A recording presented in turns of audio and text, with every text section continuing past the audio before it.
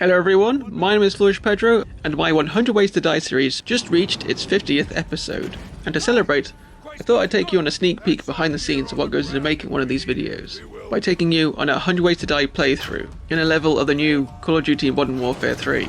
I did originally record this voiceover whilst I was playing, but the audio came out sounding a little bit crap, so I decided to re-record it. And hopefully I will provide you with some interesting insights into what goes making these videos. It's a surprisingly large amount of work. The footage you're seeing is from the first time I played through this level. I'd already covered some of the basics, like getting shot, exploding red barrel cliché, some of the favourites that I like to include in most of my videos. Okay, so obviously we're skydiving into an old nuclear power station, and I was really hoping just to jump out of the plane and splat straight on the ground.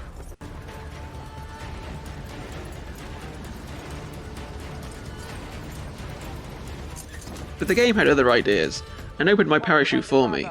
This is a good example of something I like to call hand-holding, which is the enemy of the 100 Ways to Die series. Often in video games, stuff like this happens. Or you'll run up to a cliff only to find there's an invisible wall in the way. You'll jump in front of a vehicle, and instead of getting squashed it'll push you along gently. Or you'll come across an explosion and it's so weak it doesn't actually kill you. And the worst offender of all this is quick time events that don't actually kill you if you fail them. I'm looking at you, Spider-Man 2, I'm looking at you. But I was able to find a way to get around this parachute problem. First I tried cutting the parachute straight away, but then Price just opened the parachute again anyway. So it was just a matter of timing. You'd have to jump out, wait a little bit, cut the parachute at just the right time, so then Price wouldn't have enough time to open it again. And splat, it worked. That's going into the final video. Okay, let's actually get our boots to the ground and have a look round at what we can find. I'm looking for things that might explode if I shoot them, explosive weaponry I can pick up and kill myself with, new types of enemies and vehicles, or hazards in the environment, fire, electricity, things like this.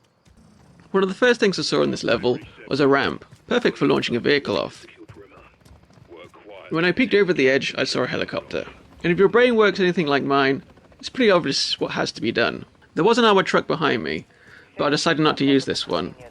I'd already done a death with an armoured truck in the previous mission, so I wanted to find another vehicle. One subtle detail which you may not even notice whilst I'm making these videos is I like to constantly swap weapons. This will keep the visuals of the final video a bit more interesting. Rather than seeing the same gun over and over again, you'll see lots of different weapons. And I can take this to extreme levels with other games. For example, in my 100 Ways to Die in Red Dead Redemption 2, I was constantly changing Arthur and John's appearance, cutting their hair, making them grow out their beards, finding different outfits. It just makes the final video more visually interesting. Okay, this pickup truck, that'll do. Let's see what happens when I jump it off that ramp into the helicopter. Alpha Romeo secure. 07 ready. Bravo set 6, you're clear to proceed.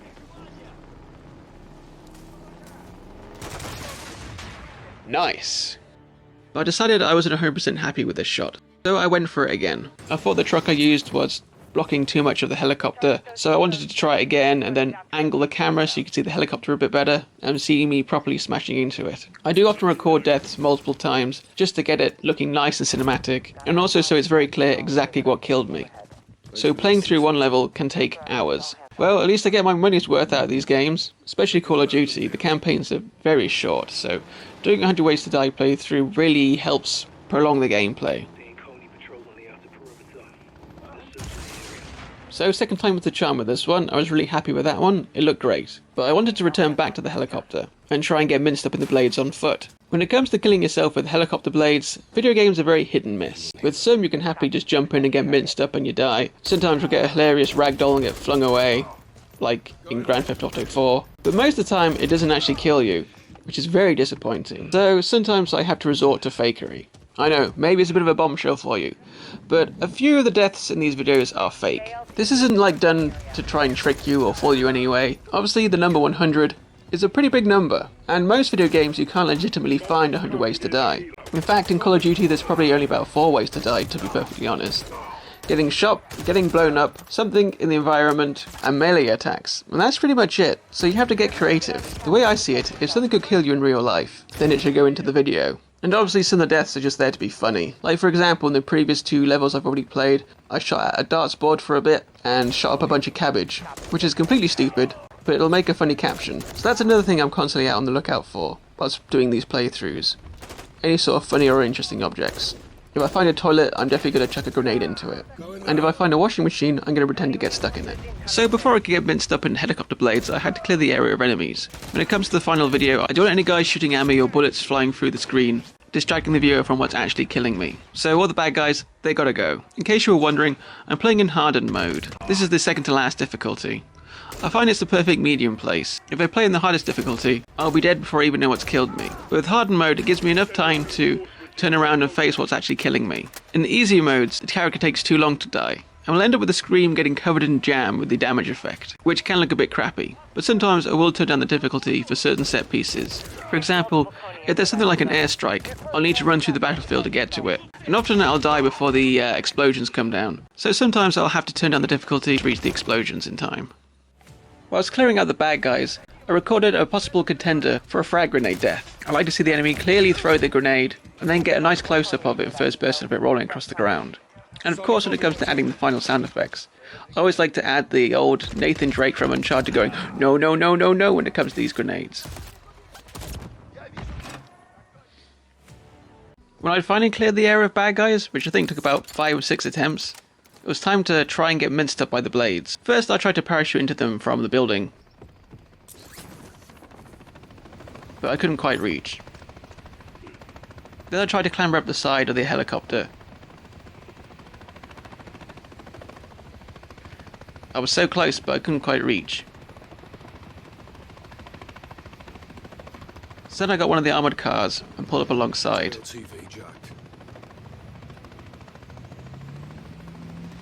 I was then able to jump on top of the armoured car, walk across the front of the helicopter, and stroll straight into the blades. And happily, yeah, they killed me, so that's good. But this shot didn't make it into the final video. At this point in the level, I hadn't realised how far I could glide with the parachute, but once I'd figured that out, I realised I could just open the parachute and glide straight into it from the start of the level. So that's what I decided to do, and decided it made for a better shot. So that made it into the final video. For the next death, I wanted to get run over by one of the armoured 4x4s you see driving around this map, for a classic hit and run, but this turned out to be a complete waste of time. And it goes to show that things don't always go as planned when making these videos. I kept finding spots to hide on the vehicle's patrol routes, but these seem to be a bit inconsistent, and also if I killed anyone and they came across their dead bodies they would stop. I was trying to find cover I could hide behind, and then jump out right at the last second. This would ensure the car wouldn't have time to stop and I'd get hit. I tried a few times, but it never worked. In my final attempt, it was clear this death wasn't going to work on this level. The driver's reactions and the brakes are just too good. They just stop and get out and shoot me. However, I did manage to achieve this death later, on the mission where you're on an ice lake. The car stopped for no man in this one, and I managed to achieve the hit and run there. In the end, I think I wasted about 25 minutes to half an hour trying to get it right here, and it's very frustrating that it came to nothing. My next death idea also didn't come to anything. I noticed there was some electrical transformers or substations or something like that just off to the side, so I had a quick look to see if there were any electrical hazards around that could kill me, but there wasn't any signs of this at all. I always had to go at blowing things up just to see if, there could be an interesting explosion, but as I thought, yeah, there was nothing really here, so again, this didn't really come to anything.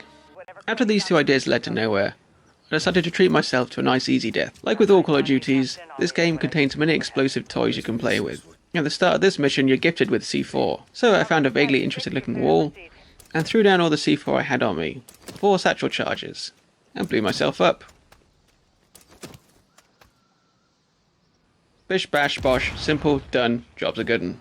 As I explored the map a bit more, I stumbled across some more explosive equipment, in the way of Claymores. I've learned from experience making videos like this. Claymores come with their own set of challenges. Claymores in video games are often very smart.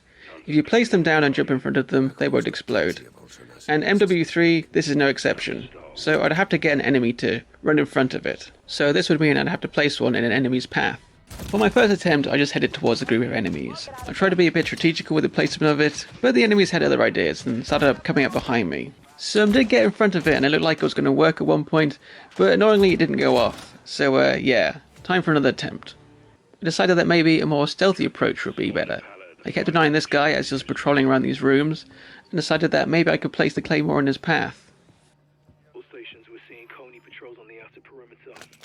But in the end, I decided just to sneak up and place it directly behind him. Which worked, but I wasn't happy with this one. I feel like Claymores are supposed to explode in one direction. Standing directly behind one and it exploding doesn't seem that realistic. Although, it probably is. I reckon if you got your face right up to a Claymore behind it, it probably would kill you. But I want to be in front of it. The third attempt was a bit more chaotic. At first I tried to place the Claymore directly in its path, facing towards me this time, but it turns out the sense from the Claymore is a bit stingy, and yeah, I thought it was going to go off here, but apparently he wasn't quite far enough in front of it. The guy then spots me, and things get a bit crazy. I panic, I place down two, and yet again they don't explode, so yeah, very annoying. Going hot. For the fourth attempt, I was trying to be a bit more stealthy again, placing the Claymore in its path, but it didn't work again, and all hell broke loose. So I placed the Claymore by the door, expecting someone to run through it, but instead a guy just ran straight at me, and it blew up directly in my face. And I was happy with this one, and it made it into the final video. This Modern Warfare 3 took a choice, I'm gonna say, in level design. Instead of the more linear, cinematic Call of Duty gameplay we're used to, there's many of these open fire, or whatever they're called, missions, free fire, I can't remember the name. Basically a multiplayer map you can run around with in single player. And I discovered that there were a lot of airstrikes and other things you could use. Basically kill streaks for multiplayer, but in single player. And this became a big part of this level especially. I'll find many as I explore this place. One of the first ones I found was the VTOL jet. At first I just had to play around with it to see what it looked like. Seems pretty simple, jet flies across, drops some bombs, boom. So I tried again, this time dropping it directly on myself. I needed to see which direction the plane was flying in from, this way I'd be able to see it kill me. As you can see with this attempt, I don't even see the jet and everything just blows up, which for obvious reasons can't make it to the final video. But with my third attempt, I happened to be looking at just the right place. You can clearly see the VTOL jet flying over and dropping its payload for a nice boom. And that's another death added to the list. On the rooftop where I grabbed the VTOL jet strike, I noticed these skylights, which I decided would make for an interesting death. Either I could smash through them and hurt myself when I hit the ground, or the enemies below me would kill me. Either way, it'd make an interesting fail. If the fall didn't kill me, but the guys did, I decided this would be a good point to add in the old "surprise motherfucker" meme from Dexter. I don't always decide straight away when I'm filming, or audio gags I'm going to use. Sometimes I know straight away, like with this one. But other times it'll come to me later during the editing process. When it came to the final shot, it ended up being the guys that killed me and not the fall. When playing through the level a little bit further, I discovered that the VTOL jet doesn't just drop an airstrike and bugger off. It comes back, hovers around for a bit, and mows down enemies with its machine guns. Pretty cool. So this got me thinking, can I get mowed down by these machine guns as well? Obviously with the VTOL being a friendly, it's not just going to open fire at me. So I'd have to try and get close to an enemy whilst it's around. This proved to be a bit of a challenge. Obviously the enemies want to kill me, so I have to try and get close enough to one without them killing me, but then also one that the VTOL jet is going to target and shoot at. This took about 3 or 4 attempts.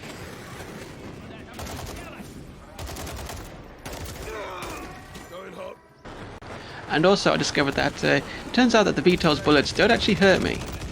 So unfortunately I was going to have to resort to a bit of trickery with this one. Call of Duty often makes it very easy to fake deaths with. All you need to do is simply hold down a grenade and you blow up on the spot. But I didn't actually have any frag grenades at this particular part in the game, so I was going to have to resort to some C4. It was then just a case of getting into a clear position where I can see the jet firing down on me, with explosions happening all around me. Then staying in the same position, chucking down some C4 and blowing it up. Then the magic will happen in the editing. I'll quickly cut between the jet firing on me and the explosion happening on the ground. And boom, there you have it, death by VTOL. Sort of. The game is almost actually giving away with this one, because you can actually see a prompt saying detonate C4. But hopefully in the final video it's so fast you won't really recognise it. Well, either way, if you watch this video, I've just spoiled it for you anyway, so sorry about that. But as I said before, if it kills you in the real world, it really should go in this video somewhere. It's not my fault Price is somehow immune to VTOL bullets. Whilst we're talking about airstrikes, let's just quickly go through a few more of them I found on the map. Artillery, boom, nice and simple.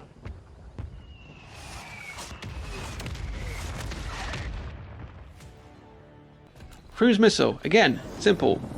Bombs away, down it comes, straight on top of me. Cruise missile out.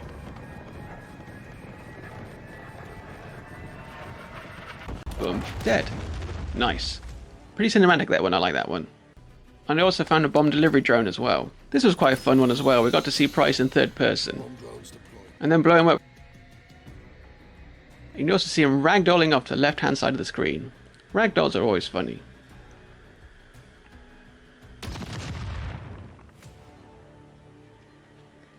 One airstrike I actually missed on my first playthrough was the stealth bomber. I'm so glad I came back to this level to discover this after completing the game, because it's such an epic airstrike, there's so much explosions. When it comes to finding 100 ways to die, I'm not there counting down to 100, ticking off things off a chart or anything like that. I just play through the game and see how many deaths I'm left with at the end of it. If it's less, then I'll have to go back and play through the campaign again and see if there's anything I've missed. Sometimes some deaths will be a bit repetitive as well, so I may have to go back and find alternatives. That's what happened with this game. After completing the campaign, I had about 107 deaths altogether, but some were the same or too similar. I also watched a couple of YouTube videos, most notably Hidden Details in Modern Warfare 3 by Captain Excellent. That's how I discovered a few other bits in this game, like the fact that Soap will salute the dead mascot on the stadium level, and also the same level if you turn your back on Makarov he will kill you. So a second playthrough was needed to get these deaths I'd missed. And that's also when I discovered the stealth bomber explosions as well. One death that made it right into the last minute were the exploding crossbow bolts. I was playing through the game again on the hardest difficulty, just for fun because I'm mad like that. And I discovered the exploding crossbow on one of the later levels, but I was already deep into sound editing the video at this point. But I decided I really wanted this one in. So after a bit of messing around with my editing software, I managed to squeeze it in there. Originally I had a clip here of Price burning to death on top of some burning logs, but earlier in the video I'd already used a fiery death, with a mission where you're at a crash site, and I decided flaming plane wreckage was more interesting to look at than flaming logs. So Price roasting on an open fire got cut from the final video. An exploding crossbow bolt made it in. Another death I didn't film on the first playthrough of this level was getting shot at whilst driving around on an ATV. I kind of assumed that the ATVs were going to appear again in the game, in a later level, but they never actually did. I'm pretty sure this is the only mission they appear in. At this point in the playthrough, I'd already got about 8 or 10 deaths, so I thought I'd save these for another level, but like I said, they never came back up again. When it comes to editing, I like to keep things visually interesting, so I don't want clips of the same level over and over and over and over and over again. I like to have a nice mix of all the different levels you're going to see in the game. When it comes to editing, I'll try and keep the different levels far apart from each other as possible. For example, with this game, there's a lot of boring concrete, which is makes a lot of the levels look the same. But there's an ice level, so I try and sort of sprinkle in the snow level here and there just to make it a bit more visually interesting. Also, if I'm playing in an open world game, I'll often try and record deaths at different parts of the map, so it doesn't all look the same. I usually try and keep similar deaths away from each other. Like for example, for this video I have about 4 or 5 deaths where I'm falling off something. Obviously if I put all these together it would look very boring, so I keep them as widely spaced out throughout the video as I possibly can. Right, back on the original playthrough again. This next one is one of my favourites. In the fire station you can find a laptop where you can request a vehicle to be airdropped in. And you just know I'm going to stand underneath the damn thing and get pancaked by it. This shot took 2 attempts. Mainly because with the first one I didn't actually get a glimpse of the cargo plane flying over.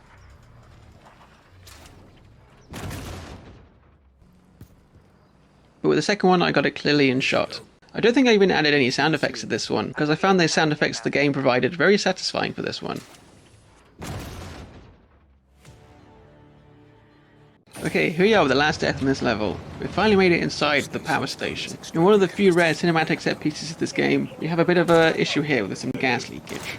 And it's green gas, which, you know, everyone knows in a video game green gas means you walk into it, you die. It's just one of those unwritten rules, along with exploding red barrels and loot hidden behind waterfalls. There's also a lot of guys down here dying as well.